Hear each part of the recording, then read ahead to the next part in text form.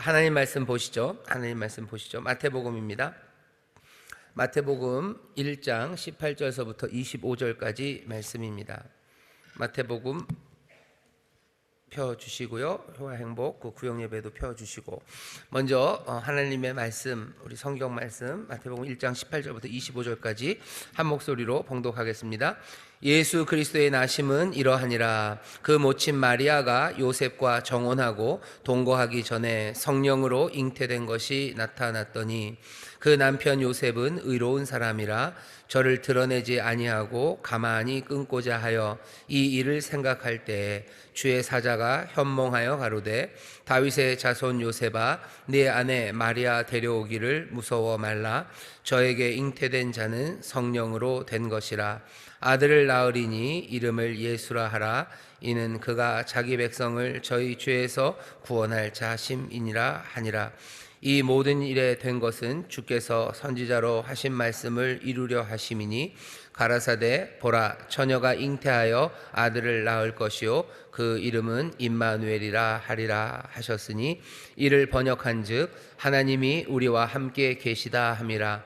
요셉이 잠을 깨어 일어나서 주의 사자의 분부대로 행하여 그 아내를 데려왔으나 아들을 낳기까지 동침치 아니하더니 나음의 이름을 예수라 하니라. 아멘. 아멘.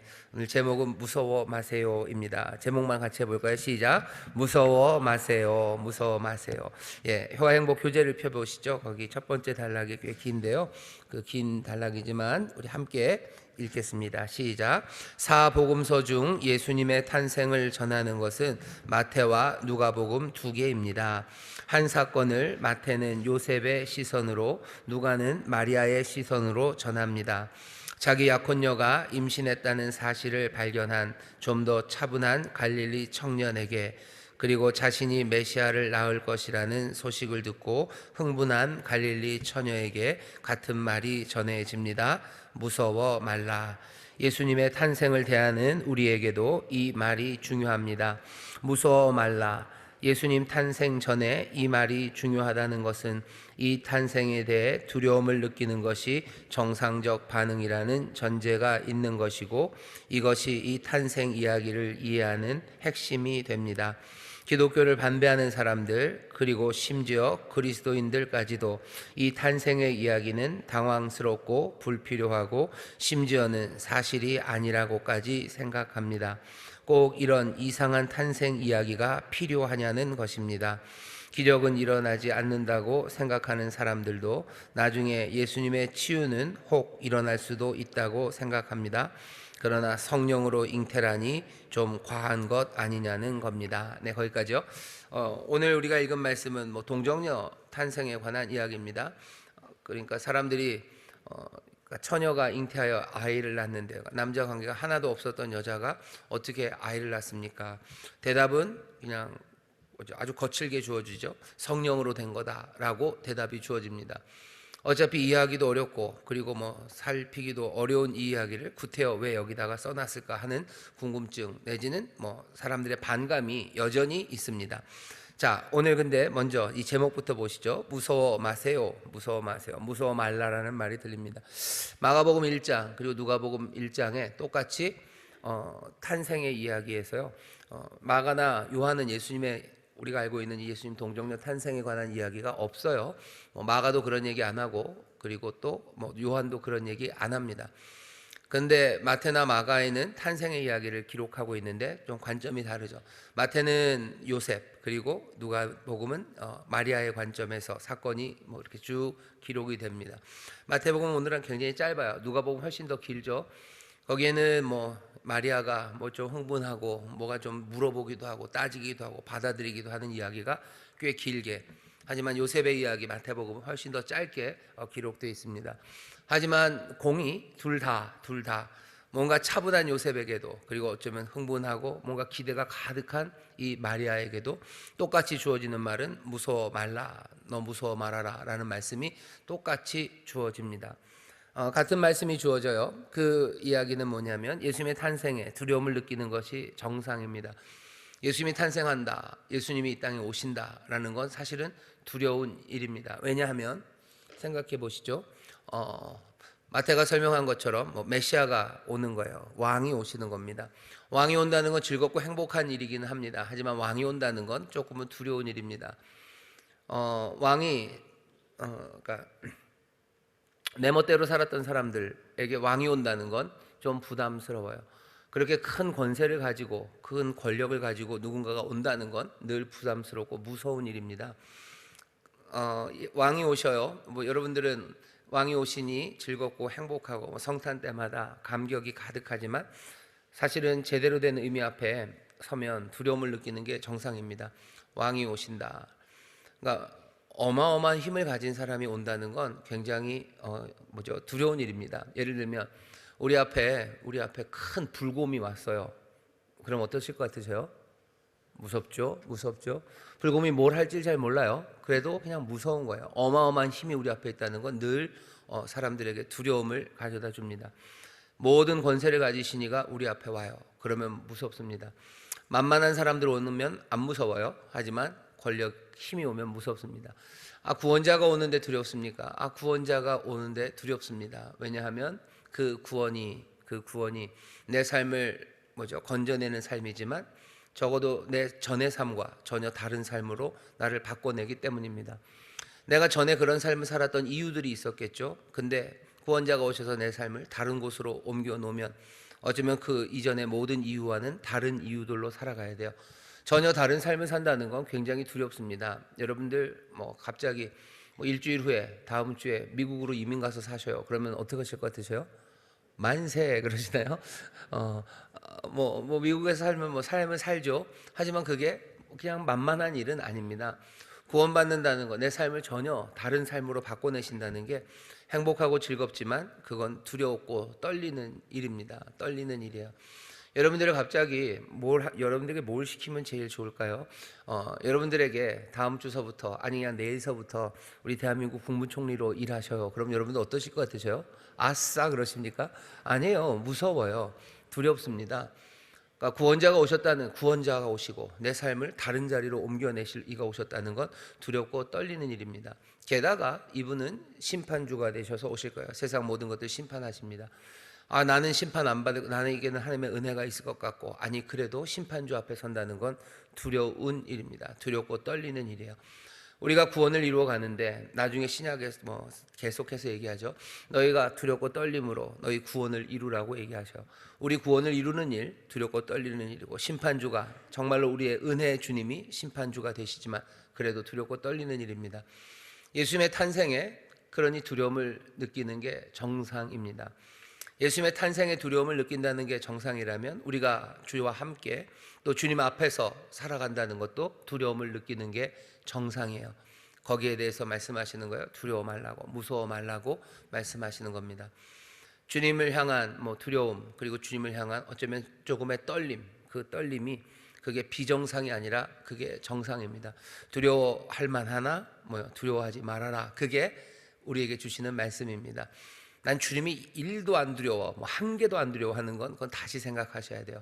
주님 앞에 감사와 기쁨으로 우리가 서나 그 밑바탕에는 두려움과 떨림이 있는 거예요. 어마어마한 능력, 불곰과는 상대도 안 되는 그 능력에 주님 앞에 우리가 서서 두렵고 떨림으로 하지만 그 능력으로 그 놀라우신 권세로 우리를 향하여 또 우리를 위하여 구원의 일을 이루시고 또 은총으로 인도하시니 우리는 그 두려움 안에서 또 기쁨과 감사함으로 살아가는 사람들입니다.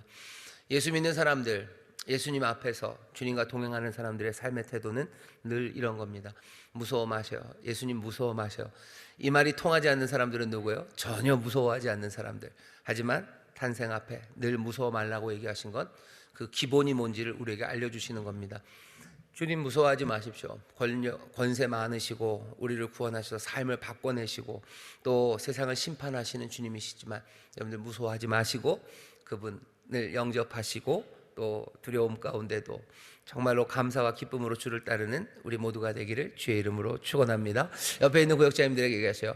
예수님 무서워하지 마세요. 예수님 무서워하지 마세요. 예수님 무서워하지 마세요. 다시 한번 처음부터 너무 만만하게 생각하면 곤란합니다. 주님 만만한 분 아니셔요. 만만한 분 아니셔요. 하도 주님이 사랑이 많으시고 은혜가 많으시다는 이야기를 했던 이유는 주를 향한 두려움이 있기 때문에 얘기하는 거지. 아예 두려울 것도 뭣도 없는데 그냥 무서워 말라는 말이 필요 없는 것처럼 그냥 아무것도 아닌 그냥 우리의 늘 만만하고 또 늘 우리를 그냥 위해서 뭐라도 해주는 누구라고 그래야 되나요? 그냥 도우미 언니? 예, 도우미 언니는 아니에요. 도우미 언니는 아닙니다. 무서워 말라고 말씀하셔요. 같은 말씀, 무서워 말라고 말씀하십니다. 자, 그 다음 단락 같이 읽어보겠습니다. 시작. 마태와 누가는 자신들이 어떤 위험을 무릅쓰고 있는지 분명히 알았습니다. 고대 이방 세계에는 인간 아버지 없이 신의 간섭을 통해 잉태된 영웅 이야기가 많았습니다. 즉 유대인인 마태가 이방 신화의 이야기를 끌어들여 모방하는 이야기를 만들어낼 수는 없습니다. 자신이 정말로 그렇게 믿지 않았다면 그럴 가능성은 거의 없습니다. 게다가 마태복음이 다른 복음서와는 달리 유대인 성도들을 위해 쓰인 것이라면 더더군다나 그럴 리가 없습니다. 잠깐만요. 거기서 멈춰 주시죠. 사람들은 예수님 좋아요. 무서워 말라. 그렇죠? 예수님 두려워해야 되는 분이고 또 그렇지만 그분을 무서워할 필요는 없어요. 그런데 그냥 그렇게 얘기하면 되지. 뭘 이렇게 동정녀 탄생이라는 이야기를 쓰냐는 거죠. 동정녀 탄생 이야기를 쓴 건 사람들이 하는 얘기입니다. 이건 사실이 아니라는 거예요. 사실이 아닌데 왜 구태여 썼냐 그러면서 불평을 말하기 시작하죠. 사실이 아니라고 생각하는 이유 중에 하나가 동정녀 탄생, 그러니까 사람 아버지 없이 신에 의해서 잉태된 그런 신화 같은 이야기들이 굉장히 많습니다. 굉장히 많아요. 그러니 누구죠? 헤라클레스도 아버지는 제우스라고 그러죠. 제우스의 아들이에요. 소크라테스란다. 헤라클레스가 그런 신화 이야기들이 참 많습니다. 그러니 사람들이 얘기하는 거죠. 예수님의 탄생도 그 당시에 있었던 여러 신화 이야기 끌어들여서 예수님이 신화의 영웅 같은 사람이다라는 것을 보여주려고 가져다 놓은 거라고 그렇게 생각하고 또 예수님에 대해서 비방하는 사람들도 그렇게 얘기하고 예수님에 대해서 존중하는 사람들마저도 그렇게 얘기합니다. 왜? 이런 말 필요 없다는 거죠. 그냥 그 이방의 그런 많은 이야기들 끌어들여서 뭘 이렇게까지 하나, 이렇게까지 할 필요 없이도 그냥 하나님의 아들 또 하나님의 구원을 이루실 분 이렇게 얘기하면 되는데 구태여 이런 이야기 써놔서 괜히 신뢰도만 떨어뜨리고 뭔가 그냥 약한 모습이죠. 세상의 이야기를 끌어들여 가지고 여기를 왜 썼을까 이런 생각들을 합니다.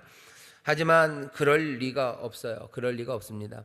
사실인가? 여러 의심들이 있습니다. 그 중에 하나가 이방 신화 이야기를 그대로 갖다가 썼다는 거죠. 반론은 그래서 오히려 사실입니다. 왜냐하면 여기 지금 이 말씀을 쓰고 있는 마태나 또 이 마태복음이 유대인 성도들에게 주로 전해진 복음서라고 생각한다면 유대인들이 그 이야기를 좋아할 리가 없어요. 신화의 이야기 그런 거 절대로 믿지 않습니다.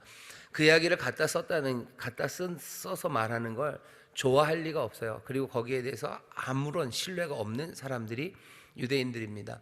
유대인들은 오직 한 하나님 오직 한 분인데 온갖 신들이 있는 그 신화의 이야기를 갖다가 썼다고 해서 거기에 고개를 끄덕일 리가 없어요. 그러니 오히려 이렇게 부담되는 이야기를 쓴 것은 부담되는 이야기 쓰기만 하면 다른 유대인들이 싫어하고 다른 유대인들이 믿지 않을 근거들을 가져다가 뭔가 제대로 된 근거로 쓴다? 그건 말이 안 되는 거예요. 무슨 얘기인지 아시겠죠? 무슨 세상의 신들이 그렇게 했어. 그러니까 여기도 이렇게 된 거야. 라는 게 여기 오신 예수님의 신성, 하나님의 아들이심을 이 탄생이 위대한 것임을 드러내는 증거로 사용할 수 없습니다. 근데도 이 이야기를 굳이 가져다 썼어요. 마태가 바보도 아니고 이 말씀을 읽는 사람들이 바보도 아닙니다. 이 말씀이 이런 식으로 동정녀 탄생이라는 이야기가 이게 사실이 아닌데 오히려 유익이 되기 위해서 썼다는 건 그건 상황을 파악 잘 못한 겁니다. 부담을 갖고 썼어요. 왜 썼어요? 그냥 사실이기 때문에 쓴 거죠. 그러니 오히려 이방 신화의 이야기를 갖다 썼다는 것은 이 기록이 사실이 아니라는 것보다는 오히려 사실임을 나타내는 증거가 됩니다. 그 다음 단락 읽어볼까요? 다음 페이지 읽어보시면 한 10줄쯤 됩니다. 함께 읽겠습니다. 또 한편으로 1장 23절에 인용된 이사야 7장 14절이 성취된 것으로 보이게 하려고 마태가 이 이야기를 만들어냈다고 주장하는 사람들도 있습니다. 그러나 마태 이전에 그 누구도 구약의 그 구절이 오실 메시아를 통해서 성취되어야 할 구절이라고 생각했다는 증거는 없습니다. 마태가 그 구절을 먼저 보고 이야기를 짜 맞춘 것이 아니라 오히려 이미 탄생 이야기를 알았기 때문에 그 구절을 발견한 것으로 보입니다.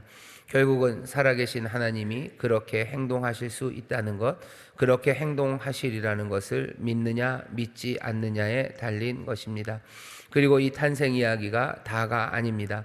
탄생 이후의 이야기가 이 세상에 그가 미친 영향이 성령으로 잉태되었다는 사실을 더 그럴듯하게 만듭니다. 거기까지요. 또 사람들이 하는 이야기가 이사야서 7장 14절, 우리가 23절에 보면 보라 처녀가 잉태하여 아들을 낳을 것이요 그 이름은 임마누엘이라 하리라 라고 말했기 때문에, 이사야가 그렇게 말했기 때문에 처녀가 잉태를 해야 되는 거죠. 그러니 예수님은 그냥 처녀가 잉태해서 나왔다고 마태가 말을 만들어냈다는 거죠. 교회가 그렇게 말을 만들어냈다는 겁니다. 그러니까 이사야 7장 14절에 부합하도록 만들어낸 허구의 이야기, 예수님이 동정녀 탄생했다는 허구의 이야기라고 사람들이 의심을 합니다. 하지만 반론입니다. 이전에 누구도 이 구절을 오실 메시아와 연결지어 생각하지 않았습니다. 그럴 증거가 없어요. 이사야 한번 7장 보시죠. 이사야 7장을 펴주시겠어요? 이사야 7장 14절을 펴주시기 바랍니다. 자, 거기 보시면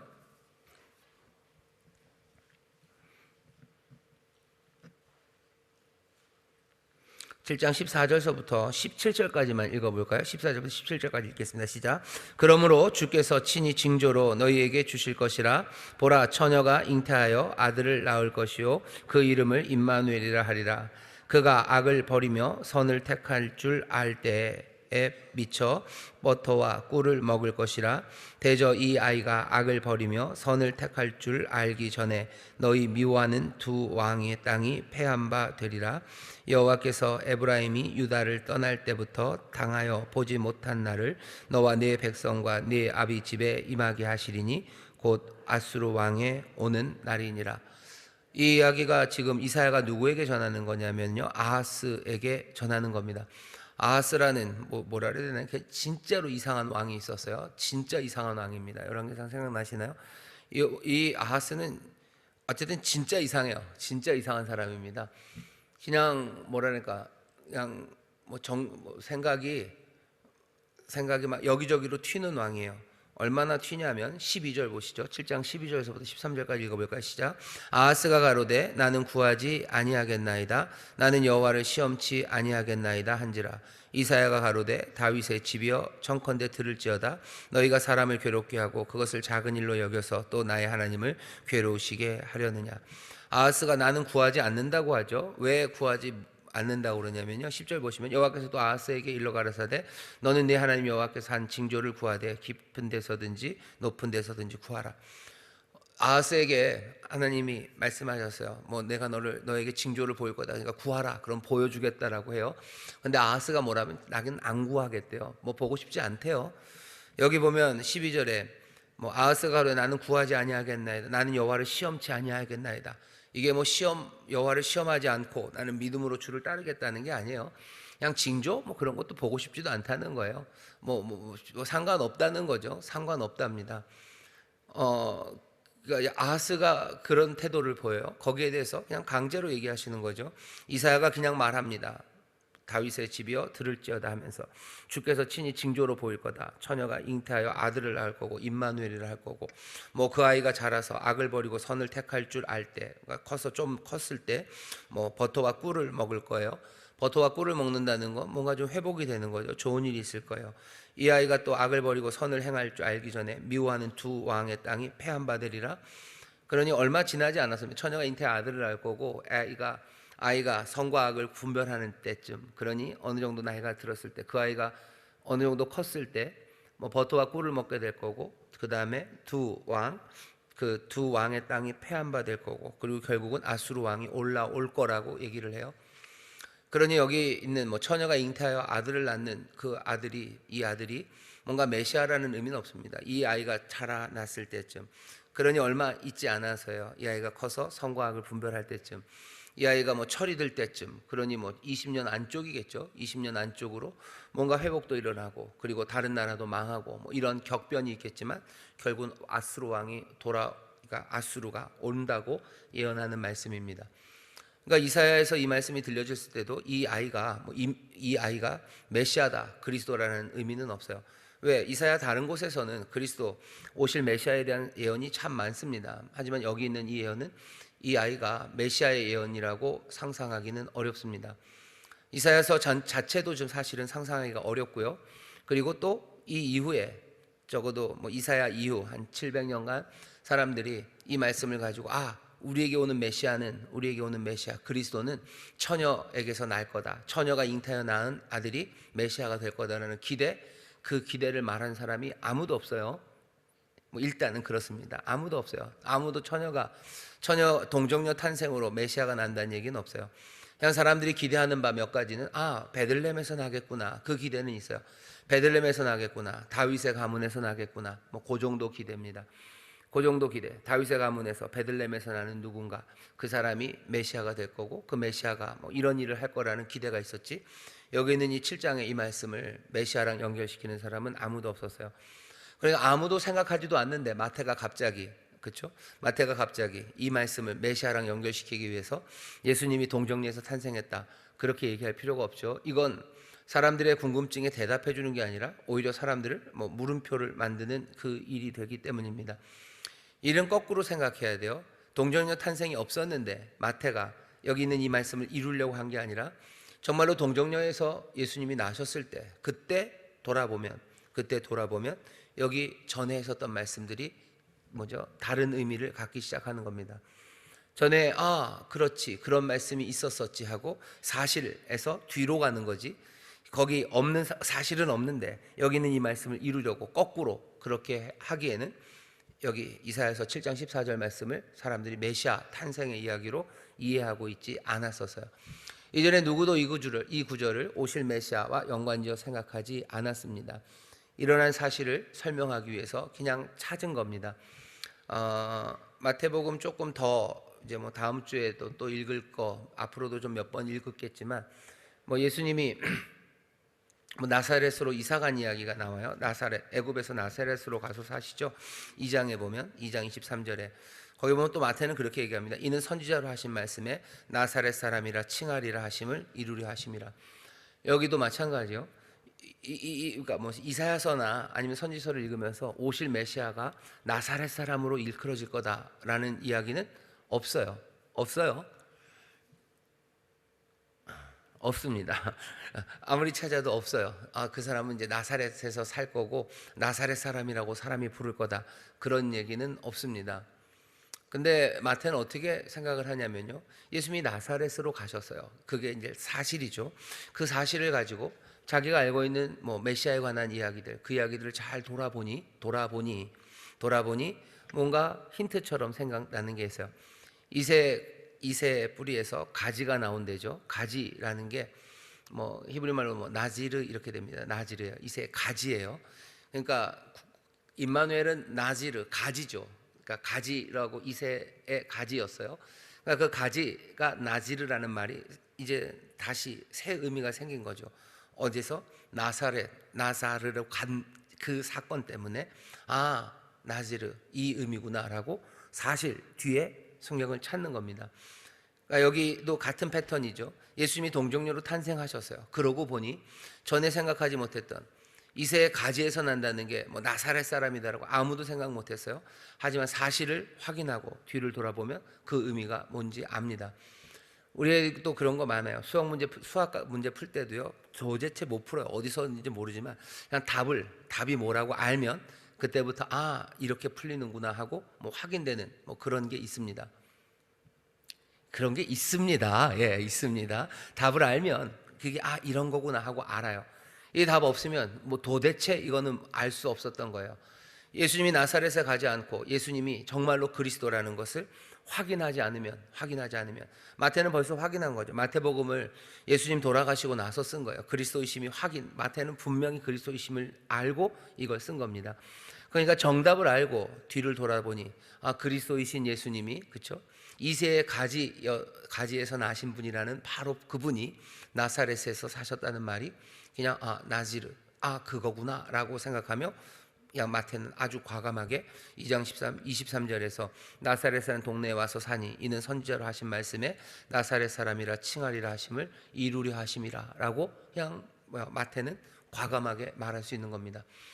예수님의 탄생, 동정녀 탄생이 무슨 신화의 이야기를 끌어온 거 그건 말도 안 돼요. 이사야의 말씀을 이루게 하려고 그냥 그래야 뭔가 근거가 생기기 때문에 없는 일인데 그냥 그렇게 만든 거 그것도 아닙니다. 어디서부터 시작된 거예요? 먼저 있었던 일, 거기서부터 하나님의 말씀도 확인하고 또 그 말씀을 우리에게 전하는 겁니다. 그 다음에 다는 문제는 뭐냐면 그냥 결정적인 문제죠. 하나님이라도 이런 일을 하실 수는 없다는 생각 때문에 의심하는 겁니다. 어떻게 이런 일이 일어날 수 있을까? 그러니 대답은 뭐예요? 아니요, 하나님은 이런 일 하실 수 있습니다. 하실 수 있어요. 동정녀 탄생에 대해서 결국은 어디로 가냐면요, 하나님이 이런 일을 하실 수 있나 없나에 관한 일이에요. 하나님이 이런 일을 하실 수 있습니까? 예, 하실 수 있습니다. 성령으로 말미암아 잉태되게 하십니까? 예, 잉태되게 하십니다. 하나님이 이 일을 하나님의 능력으로 또 하나님의 그 계획 안에서 이루실 수 있는 분임을 우리가 믿는다면 동정녀 탄생 이 이야기가 거짓이고 만들어낸 이야기고 라고 해야 될 아무런 이유가 없어요. 예수님이 그렇게 태어나셨다는 건 하나님의 능력입니다. 하나님의 능력이고 또 하나님의 귀하신 섭리죠. 이 놀라운 탄생, 그리고 이 어쩌면 두려운 탄생, 세상과는 전혀 다른 방식으로 성령으로 잉태되어 나시니 그분 앞에 우리가 서는 겁니다. 여러분들도 모르겠어요. 여러분들은 아마 여자분들이라 아이를 낳는 것에 대해서 저보다 훨씬 더 잘 아실 겁니다. 동정녀 탄생에 대해서 부인하는 사람들, 구태여 이런 얘기 쓸 필요 없다는 사람들, 그 사람들 결국은 왜 그런 말을 하냐면요, 하나님의 능력에 대한 부인입니다. 하나님 하실 수 있으셔요. 하나님 얼마든지 동정녀 탄생하실 수 있으셔요. 흙으로 사람을 만드신 분이셔요. 흙으로 사람을 만드셨을 뿐만 아니라 놀랍게도 흙으로 하나님의 형상인 인간들을 만드시는 분이셔요. 우리를 하나님의 자녀 삼으실 수 있는 분이시고 우리에게 부활의 몸을 주실 수 있는 분이시고 우리에게 영원한 생명을 주실 수 있는 분이십니다. 동정녀 탄생에 대해서 우리가 믿지 않을 이유가 오히려 없습니다. 예수님 이렇게 나셨어요.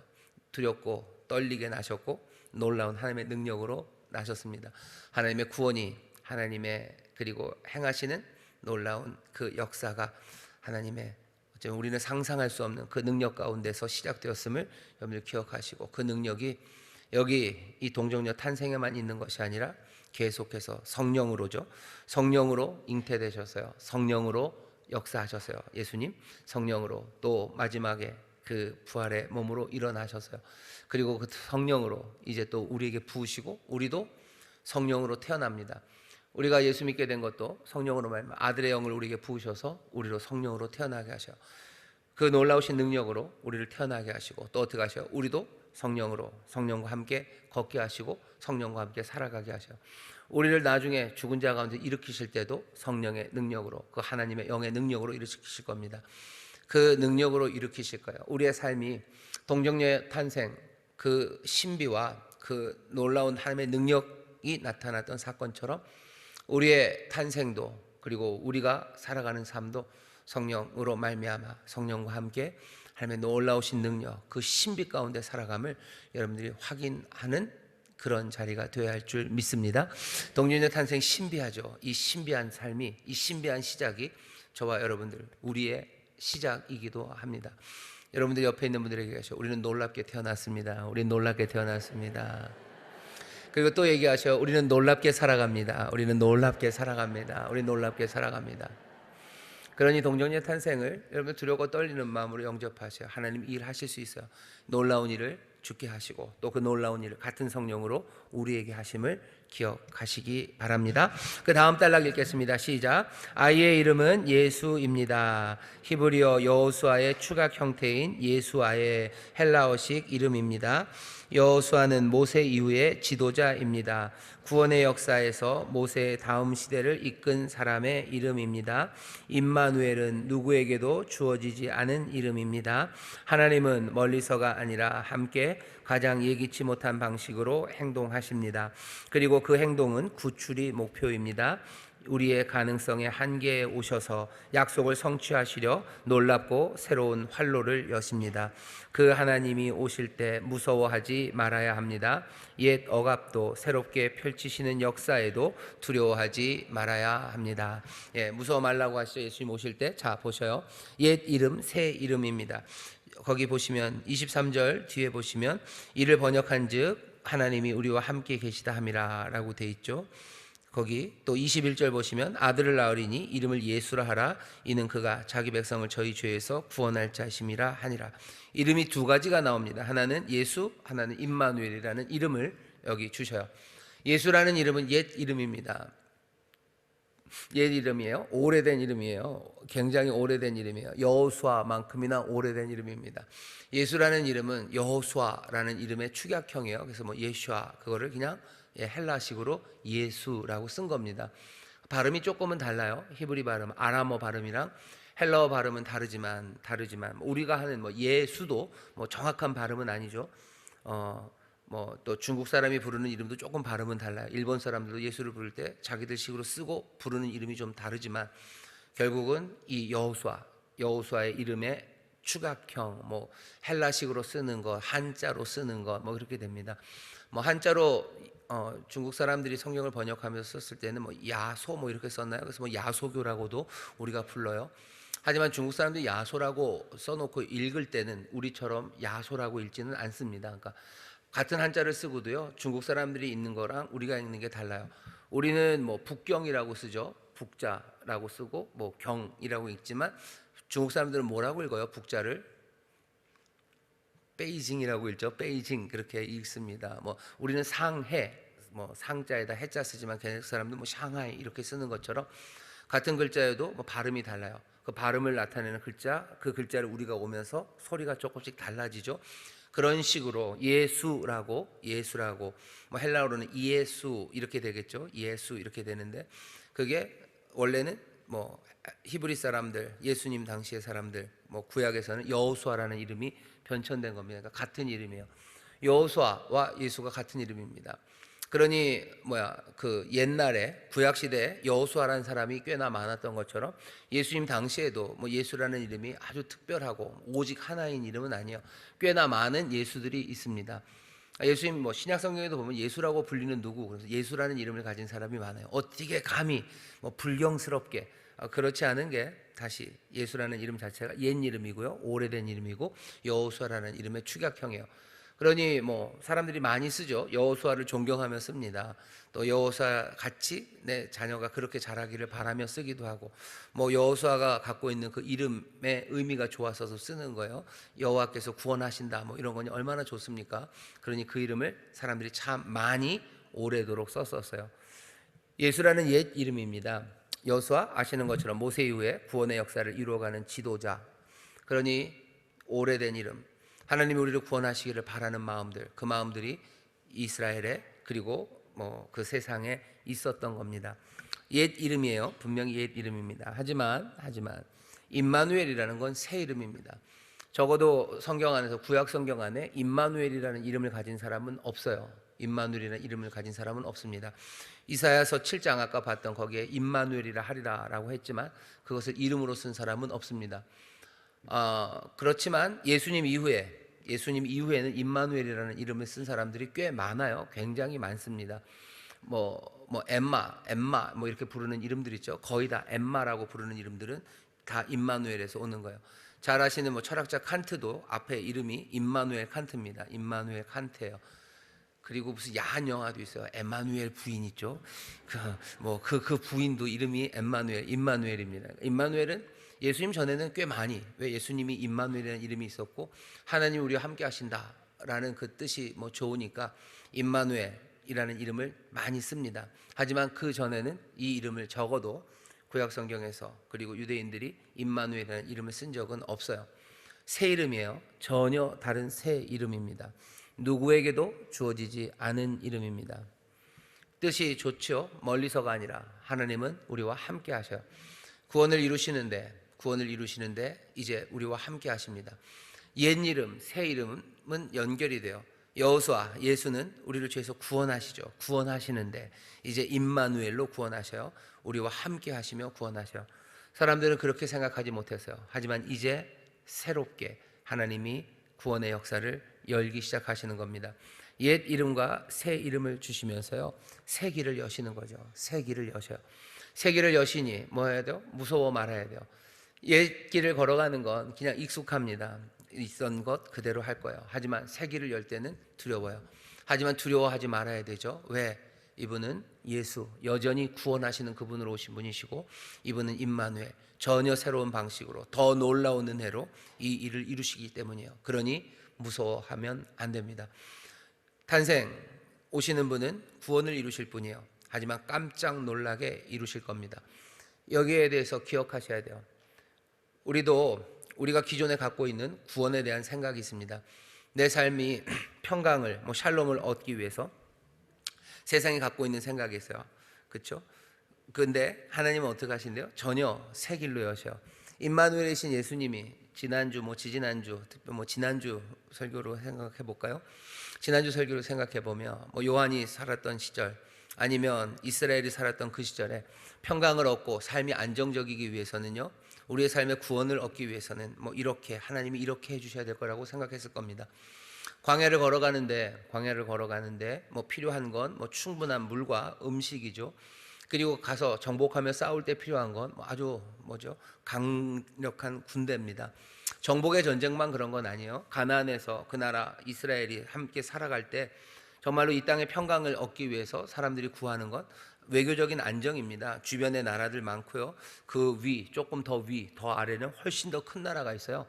그러니 외교적인 안정, 아니면 적어도 옆에 있는 나라들을 짓밟을 수 있는 뭔가의 힘들, 이런 게 있어야 되죠. 그래야 우리의 삶에 구원이 있을 거라고 생각하는 겁니다. 전쟁 영웅이 오든지 그런 것들을 구해요.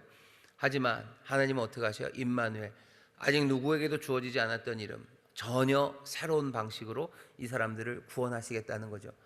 그 구원하시겠다는 방식은 다른 것 아니라 그 언약, 내가 지킨다, 내 소유다, 내가 너희를 사랑한다 하시며 그 사람들에게 하셨던 말씀입니다. 하나님 사랑하고 너 이웃들 사랑해라 라고 얘기하셔. 이건 얼마나 새롭습니까? 얼마나 새로운 이름이에요. 임마누엘만큼 전에 누구도 해보지 않았던 그 길입니다. 그러니 이 두려운 세상에서, 이 적들이 있는 세상에서 하나님 사랑하고 내 이웃들 사랑하며 사는 것, 그것이 우리의 삶을 구원할까? 물음표죠. 물음표고 두렵습니다. 거기에 주는 말이에요. 무서워 말아라 라고 말씀하시는 거예요.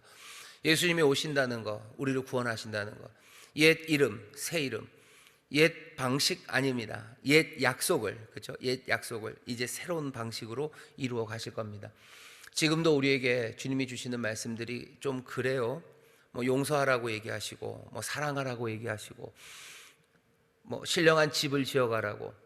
우리의 삶에 두려움이 사라지고 평강이 임하려면 우리가 신령한 집을 지어야 우리의 삶에 두려움이 없어지겠습니까? 사람들은 신령한 집을 지으려고 하지 않아요. 이 혼돈의 세상, 이 불안한 세상에서 내 삶이 정말로 평안을 누리고 기쁨을 누리려면 신령한 집을 지어가는 게 아니라 뭘 지어가야 돼요? 땅값이 떨어지지 않는 곳에, 적어도 국민 평형 이상의 내가 집을 지어야죠. 그래야 내 삶이 두려움이 없어요. 대출 있으면 안 돼요. 그죠? 대출 있으면 위험합니다. 언제 금리가 어떻게 될지 몰라요. 그러니 뭐가 됐든지 내 이름으로 된 아주 등기가 깨끗한 집 하나를 지어야 돼요. 그게 내 삶의 두려움을 몰아내고 내 삶의 평안을 가져다주는 방법입니다. 그런데 예수님은 새 이름으로 오셔요. 전혀 누구도 주어지지 않았던 이름으로 우리에게 오셔서 우리의 삶의 평강과 구원을 가져다 주실 겁니다. 그분이 하시는 방식은 그런 집이 아니라 정말로 거룩한 제사장들과 함께 신령한 집을 지어가랍니다. 무섭죠? 떨리죠? 그러니 주시는 말씀이요, 무서워 말라.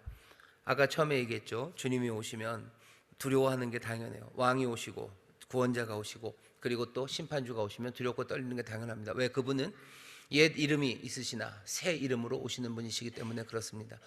전혀 다른 방식으로 놀랍고 새로운 길을 여시는 분이시기 때문에 그래요. 그러니 무서워하고 두렵고 떨리는 게 당연합니다. 그러고선 듣는 말이에요. 무서워 말라라는 말입니다. 내가 어디 무슨 밤길 가는데 무서워 말라라는 게 아니고요.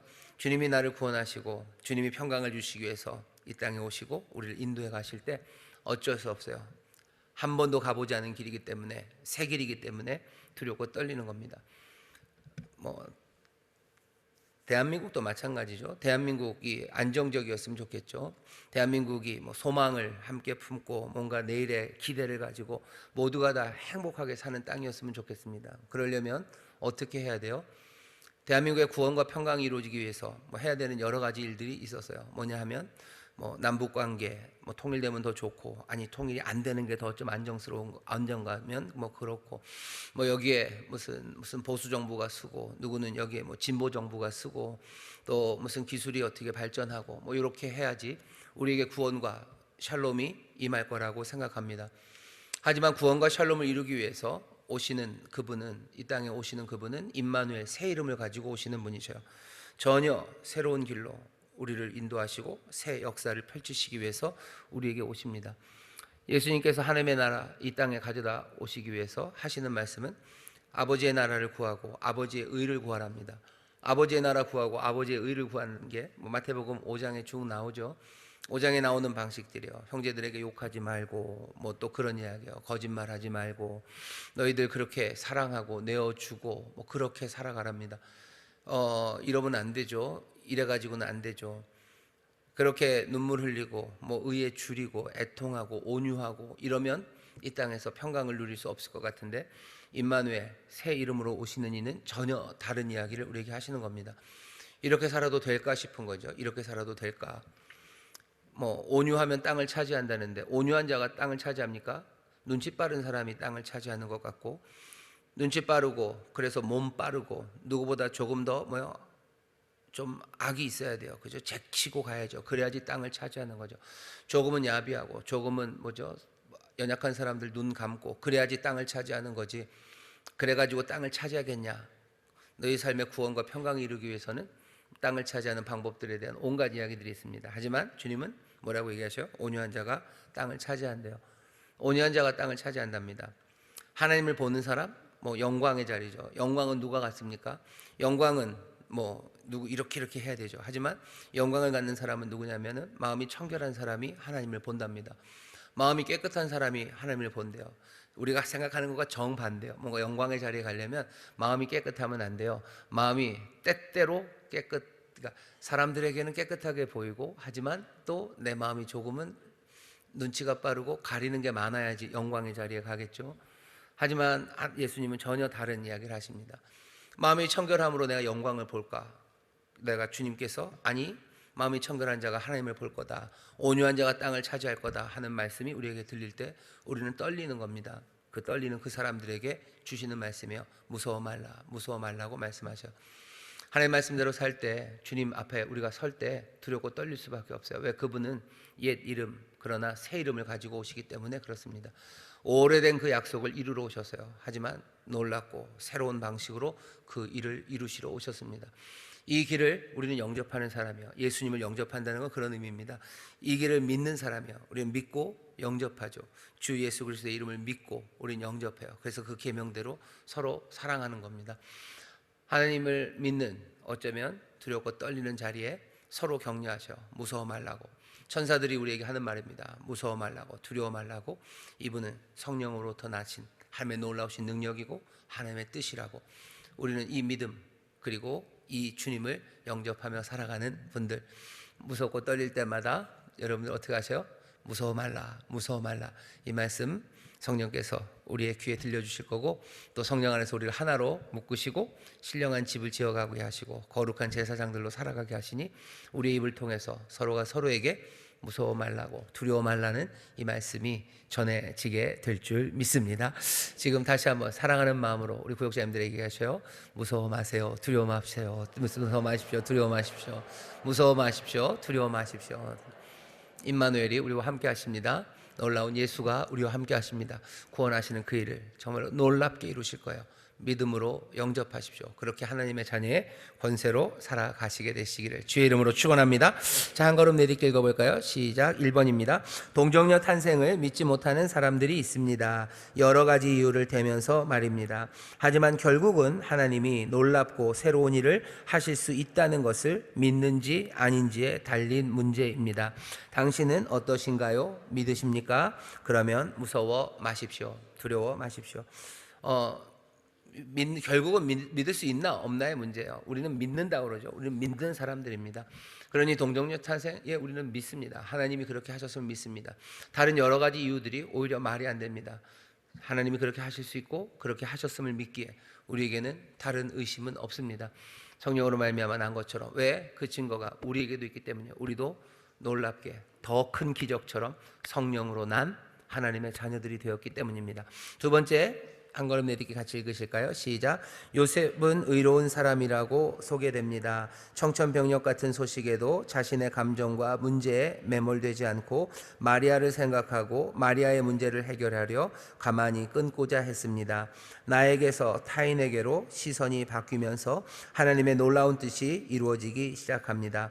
이런 경험이 있으실 것입니다. 이야기해 봅시다. 거기 동그라미 하세요. 요셉은 의로운 사람입니다. 의로운 사람에다 동그라미 하세요.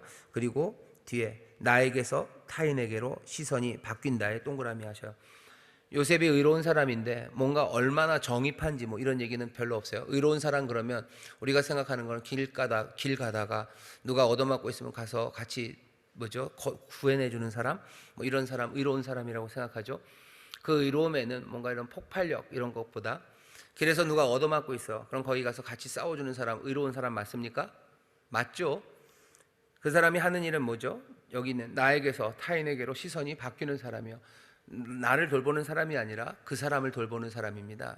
그게 의로운 사람이 하는 일이에요. 여기도 보면 요셉은 뭐 자기 걱정 안 해요. 이것 때문에 이제 나는 이제 동네에서 뭐 얼굴 들고 못 산다. 그러고서 난 도망갈까? 아니면 이 분노를 어디에다가 마리아한테 쏟아붓기는 그렇고, 그러니 그냥 동네 개라도 어떻게 해버릴까?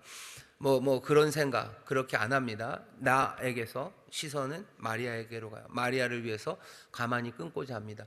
요셉은 의로운 사람이에요. 어쩌면 그게 의입니다. 하나님의 의도 비슷합니다. 하나님의 의는 어떻게 나타나요? 하나님은 자기 자신이 아니라 우리에게로 시선을 돌리셔 우리를 긍휼히 여기시고 우리에게 좋은 것 주시려는 것 하나님의 의입니다. 가난한 사람들 그리고 연약한 사람들 그 사람들을 돌보는 거에 의예요. 왜?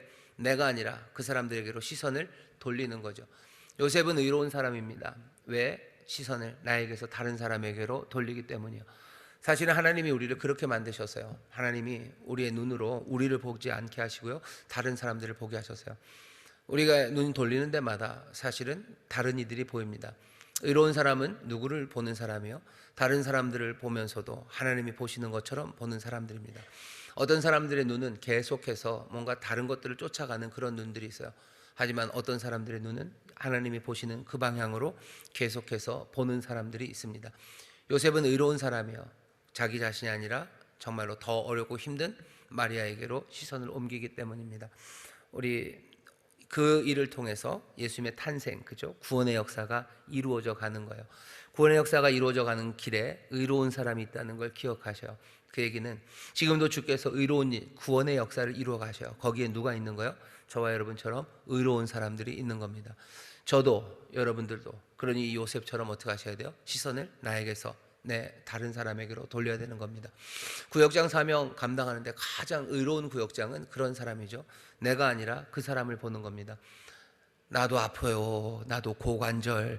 하지만 나에게로가 아니라 고관절 아픈 무릎 아픈 그분에게로 시선이 가는 것이 의로운 사람입니다. 그때 뭐가 이루어지는 거예요?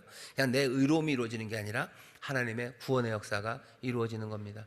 하나님의 구원의 역사에 의로운 사람을 부르셨어요. 시선을 내가 아니라 그 사람들에게 돌리십시오. 나도 피곤한 것 아니고 그 사람 피곤한 게 보이기 시작하고 나도 죽겠다가 아니라 그 사람이 죽겠는 게 보이는 거죠. 예수님이 십자가에서 의를 이루셨어요. 하나님의 의를 보이셨죠. 거기서 보이신 의가 뭡니까?